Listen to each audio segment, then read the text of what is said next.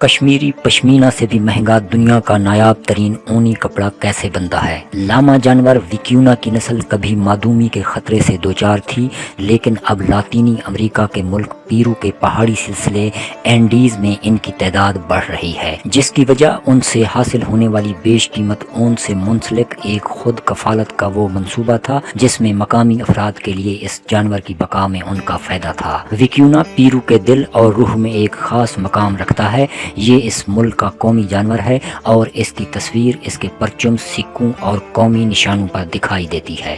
ویکیونا علم حیاتیات کے اعتبار سے لاما کا رشتہ دار ہے اور سائز میں اس سے تقریباً تھوڑا سا چھوٹا ہے۔ پیرو سے شمالی ارجنٹینا تک پھیلی قدیم انکا سلطنت کی پہاڑیوں اینڈیز الٹیپلانو میں اندازاً 20 لاکھ ویکیونا گھومتے پھرتے ہیں۔ انکا لوگوں کو یقین تھا کہ ویکیونا خاص طاقتوں کا حامل ہوتا ہے، اس کو مارنا ممنوع تھا اور صرف انکا اشرافیہ کو ویکیونا سے حاصل کی گئی دار چینی کے رنگ جیسی غیر معمولی طور پر عمدہ اون سے تیار کیے گئے لباس پہننے کی اجازت تھی۔ سنہری رنگت کے اس فلیس کی خواہش صدیوں تک انسان کرتے رہے ہیں، جس سے یہ جانور معدومی کے خطرے سے دوچار ہو گیا۔ یہ جانور بظاہر نرم و نازک دکھائی دیتا ہے، لیکن وہ انتہائی بلندی پر رہنے کی صلاحیت رکھتے ہیں۔ خون میں سرخ خلیوں کی زیادہ تعداد انہیں آکسیجن حاصل کرنے میں مدد دیتی ہے۔ منفرد نظام انہضام کی بدولت وہ سخت قسم کی اچو گھاس پر گزارا کر لیتے ہیں۔ اس کے علاوہ خاص بات ان کی الگ ہو جانے والی اون ہے۔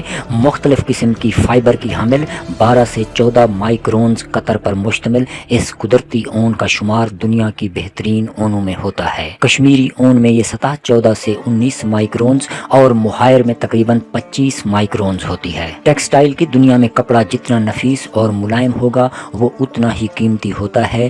ویکیونا کی سست رفتاری سے بڑھنے والی اون کو اکٹھا کرنے کی مشقت اسے بیش قیمت بناتی ہے۔ ویکیونا کی اون سے تیار کی گئی مصنوعات کشمیری پشمینہ مصنوعات سے 5 گنا زیادہ مہنگی فروخت ہوتی ہیں۔ سلطنت انکا کے دور میں یہ قیمتی اون ہر 4 سال بعد جمع کی جاتی تھی، جسے ایک نرم دلی کی رسم چکو کہا جاتا تھا۔ اس دوران ویکیونا کے ریوڑوں کو جمع کیا جاتا ہے، ان کی اون اتاری جاتی اور رہا کر دیا جاتا۔ اس سے بننے والا کپڑا سونے کی طرح سمجھا جاتا اور شاہی گوداموں میں ذخیرہ کیا جاتا تھا۔ جب سن 1532 میں ہسپانوی حملہ آور آئے اور انہوں نے ایسی نرم و نازک اون دریافت کی تو انہوں نے اس جانور کا بندوقوں سے شکار شروع کر دیا۔ یہ قتل کئی صدیوں تک جاری رہا۔ 20ویں صدی کے وسط تک ویکیونا سے بنے اوور کوٹ یورپ اور امریکہ میں شاہانہ زندگی کی علامت سمجھے جاتے تھے، لیکن ویکیونا کی تعداد کم ہو کر 10,000 سے بھی کم رہ گئی۔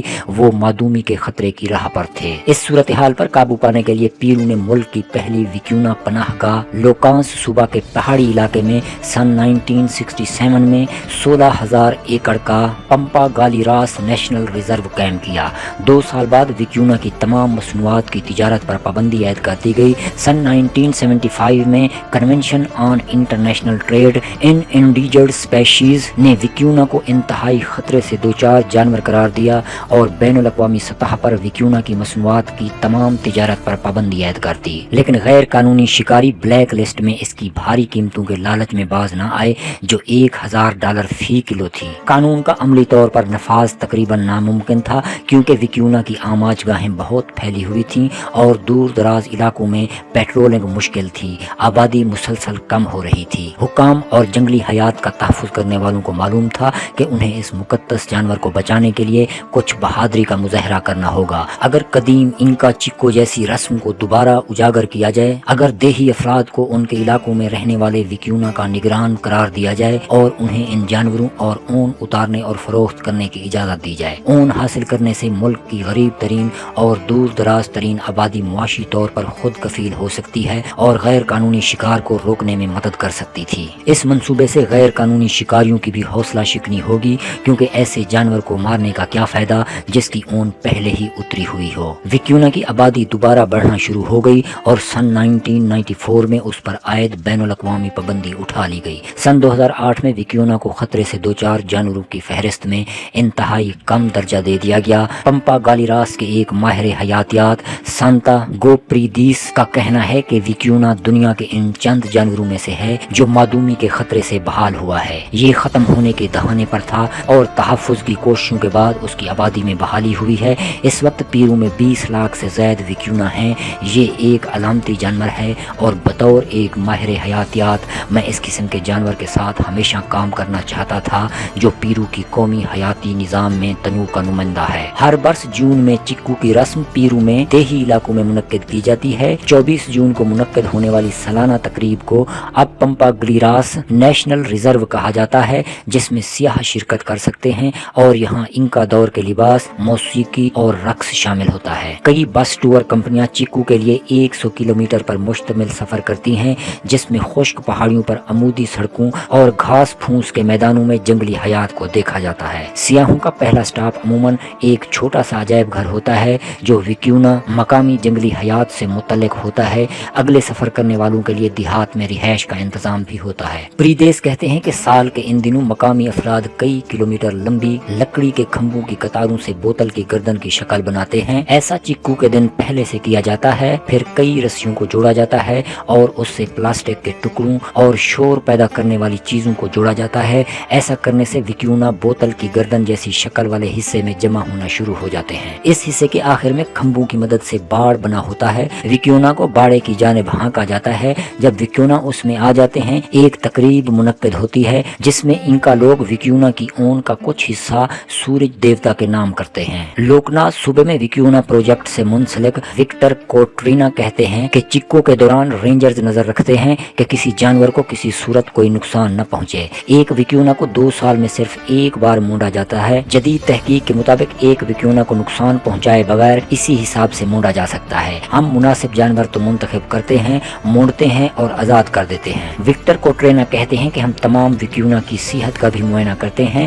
اس قسم کا کام کرنے کے لیے ہمارے پاس صرف یہی موقع ہوتا ہے۔ ٹریڈ ان ویکیونا فائبر کے مصنفین الیگزینڈر کیسٹرین اور گیبریلا لچنسٹن کے مطابق ایک جانور سے مونڈی گئی اون تقریباً 200 گرام ہوتی ہے، جسے پہلے ہاتھ سے صاف کیا جاتا ہے اور پھر فروخت کے لیے رنگ کیا جاتا ہے۔ خام مال $300 سے $450 فی کلو کے حساب سے فروخت ہوتا ہے۔ دیہی افراد کیونا سے تیار کردہ مصنوعات کا 2 سے 6% معاوضہ حاصل کرتے ہیں، جو ماہرین کے خیال میں خاصا کم ہے۔ اون کا کچھ حصہ پیرو میں رکھا جاتا ہے جو مقامی ٹیکسٹائل بنانے والے اور فنکار استعمال کرتے ہیں، لیکن زیادہ تر اطالوی کمپنی برآمد کرتی ہے جس کے پاس اون کو بننے اور نفیس کپڑا تیار کرنے کی خصوصی مشینری موجود ہے، اور اس نے پیرو میں اس جانور کے تحفظ کے لیے کلیدی کردار ادا کیا ہے، یہاں تک کہ سن 2008 میں انہوں نے جانوروں کی اپنی پناہ گاہ قائم کی تھی۔ اس کمپنی کی خاص ویکیونا کی مصنوعات میں اس کے سکارف $3195، جمپرز $4795، کمبل $12000 اور جیکٹس $18595 میں فروخت ہوتے ہیں۔ اگرچہ ویکیونا کی آبادی کا دوبارہ بڑھنا ایک کامیابی کی داستان ہے، لیکن یہ جانور اور یہاں دیہات میں رہنے والے افراد